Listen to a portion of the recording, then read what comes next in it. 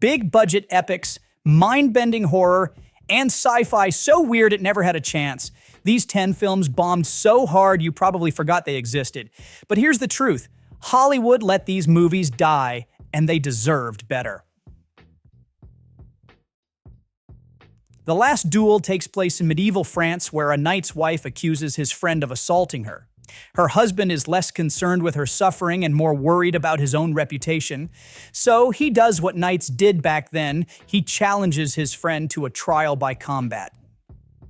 The story unfolds in 3 parts, each told from a different perspective, leading up to the final duel. Box office bombs happen all the time, but this one stings a little more than usual. You've got Ridley Scott directing a massive $100 million budget and an A-list cast. And on top of all that, the movie's just great. It's a gripping historical epic, but it's also a sharp look at power, gender, and how easily a woman's voice can be dismissed. Ridley Scott had his own theory about why the movie flopped. He flat out blamed it on younger audiences, saying, "What it boils down to is the audiences who were brought up on these fucking cell phones. The millennials do not ever want to be taught anything unless you're told it on the cell phone." $181 million at the box office isn't nothing. But when your budget is $150 million plus a huge marketing push, studios were expecting way bigger numbers. Ryan Gosling plays Colt Seavers, a stuntman who's recovering from a brutal on-set accident. He gets hired for a new movie, only to find out his ex-girlfriend Jodie, Emily Blunt, is directing it. As if that wasn't complicated enough, the film's star, who Colt doubles for, goes missing, and now it's up to Colt to track him down and save the production. Was The Fall Guy one of the best films of the last 5 years? No, but it had all the ingredients of a hit. A huge star, high-energy action, some fantastic stunt work, and an original premise.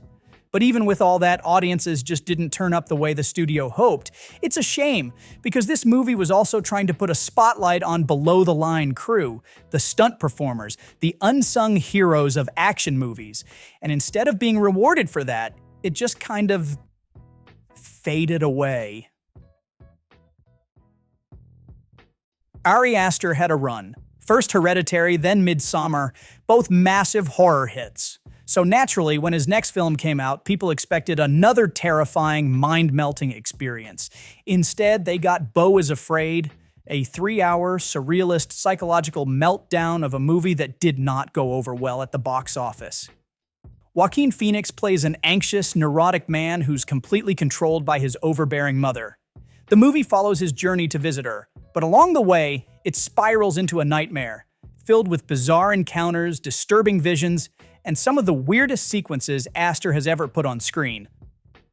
There's no question this one is the least accessible film Aster has made. It's not a traditional horror movie, it's not easy to categorize, and at 3 hours long, it definitely tests your patience. But even with all that, Aster's skill as a storyteller is still all over this thing. It's emotional, unsettling, and completely unique. And while it flopped hard at the box office, it's already picking up a dedicated cult following, because love it or hate it, there's nothing else like it. Kristen Stewart taking on deep-sea monsters in a sci-fi horror. Yeah, somehow that didn't sell tickets. But Underwater is actually a really solid, tense little thriller that deserved way more attention. Stewart plays a mechanical engineer working at a high-tech drilling facility 7 miles below the ocean surface, bottom of the Mariana Trench. When an earthquake tears the place apart, she and a handful of survivors have to make their way across the ocean floor to escape. But of course, the earthquake isn't the only thing down there. It does sound a little alien, and Stewart's basically doing her own version of Sigourney Weaver's Ripley, but she's great in it. The whole movie is dark, claustrophobic, and way more intense than you'd expect. It didn't even break even at the box office, but on streaming, it's a perfect watch. Guillermo del Toro, Bradley Cooper, Cate Blanchett, a twisted noir thriller, and somehow no one showed up for it. Nightmare Alley is based on the 1946 novel, And it follows a con artist, played by Cooper, who starts out working at a traveling carnival in the 1930s. Over time, he learns the tricks of cold reading and deception, eventually turning himself into a successful mentalist scamming the city's elite. But the higher he climbs, the harder he falls, especially once Cate Blanchett's psychologist gets involved. This movie bombed in theaters, bringing in just under $40 million against a $60 million budget. But visually, it's stunning. The production design, the cinematography, the lighting. It's pure, classic film noir on a massive budget. It's romantic, tragic, and absolutely gorgeous to look at.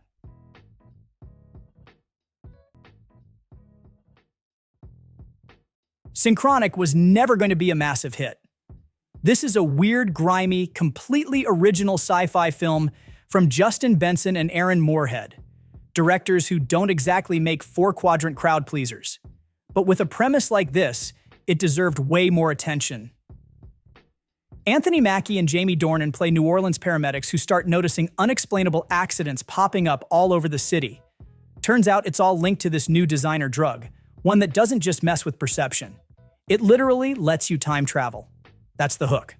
And it's a great one. But for whatever reason, this movie barely made a dent at the box office, pulling in just $1.5 million against a $4 million budget. It's one of those films that's been slowly building a following over time, and if you're into smart, character-driven sci-fi, Synchronic is absolutely worth your time. James Wan spent 2 decades dominating horror. He gave us Saw, Insidious, The Conjuring. And then, with Malignant, he just decided to go completely off the rails. And thank God he did. This movie is ridiculous, campy, over the top, borderline insane, but in the best possible way. The story follows Madison, played by Annabelle Wallis, who starts having these terrifying visions of murders, only to realize they're actually happening in real life. From there, the movie just keeps escalating, throwing in massive twists, insane action sequences, and some of the most bonkers horror imagery in years. Critics didn't know what to do with this thing when it came out. It made about $34 million at the box office, which wasn't enough to cover its budget. But horror fans love this movie. Wan is just flexing every horror trick in the book here. Dolly zooms, wide, steady shots, massive practical effects. It's all in there. And Malignant has already started building a cult following. Give it a few years and people are going to be calling this a classic. This one never had a chance at the box office. A film like Possessor was destined to flop. It's bleak, it's brutal, and it is relentlessly violent. But it's also one of the best science fiction horror films of the last decade. Written and directed by Brandon Cronenberg, son of David Cronenberg, Possessor follows an elite assassin who doesn't just kill her targets. She inhabits other people's bodies and uses them to carry out the murders. The problem is she's starting to lose her grip on reality, and the violence is starting to consume her. This movie is cold, detached, and completely unsettling, which is exactly why it didn't do well in theaters. It barely cracked $900,000 at the box office. This one still baffles me. How did Waves not get more attention? This is an absolutely incredible movie. Written and directed by Trey Edward Schultz, one of the most underrated filmmakers working today, Waves is an emotional look at an American family struggling through tragedy. Kelvin Harrison Jr. plays Tyler, a high school wrestler under immense pressure from his father, played by Sterling K. Brown. That pressure pushes him to hide a serious injury, abuse painkillers, and spiral in ways that affect his entire family. This movie is visually stunning. It's got a constantly moving camera, a wall-to-wall soundtrack, and this raw, overwhelming energy that just pulls you in. It's devastating. It's beautiful. And yet when it came out, it was completely overlooked, making just $2.6 million. Schultz is a filmmaker to watch. Waves is one of the best movies of the last decade, and if you missed it when it first came out, now's the time to fix that.